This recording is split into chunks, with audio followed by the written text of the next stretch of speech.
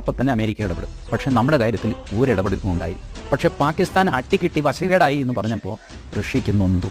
Soviet union അവർ പെട്ടെന്ന് യുദ്ധത്തിൽ ഇടപെട്ടു. ആയുധങ്ങൾ കൊണ്ടല്ല, യുദ്ധം നിർത്തണമെന്ന് ആവശ്യപ്പെട്ടു. യുണൈറ്റഡ് നേഷൻസ് സെക്യൂരിറ്റി കൗൺസിൽ വിളിച്ചു കൂട്ടിയിട്ട് ഇന്ത്യയോടും പാകിസ്ഥാനോടും യുദ്ധം നിർത്തിവെക്കാൻ പറഞ്ഞു. അങ്ങനെ ഡിസംബർ 31 1966 ഡിസംബർ 31 രാത്രി അല്ലെങ്കിൽ വെളുപ്പിന് 3 മണിക്ക് പാകിസ്ഥാൻ സേന വെടിനിർത്തുന്നു എന്ന് അവിടുന്ന് അയൂബ് ഖാൻ അറിയിച്ചു. 3:30 മണിക്ക് വെടിനിർത്തുന്നു എന്ന് ലാൽ ബഹദൂർ ശാസ്ത്രിയും അറിയിച്ചു. അരമണിക്കൂർ താമസിച്ചാണ് നമ്മൾ വെടിനിർത്തിയത്. പാകിസ്ഥാൻ്റെ ഒരുപാട് സ്ഥലം ഇന്ത്യ പിടിച്ചെടുത്തു. പാകിസ്ഥാന് കാര്യമായിട്ടൊന്നും പിടിച്ചെടുക്കാനും സാധ്യമായില്ല. പിറ്റേ ദിവസം തന്നെ സോവിയറ്റ് യൂണിയൻ താഷ്കെൻഡിൽ ചർച്ച വെച്ചു. അയൂബ് ഖാനും ലാൽ ബഹദൂർ ശാസ്ത്രിയും തമ്മിൽ ബാക്കി അംഗങ്ങളുമൊക്കെ ഉണ്ട്.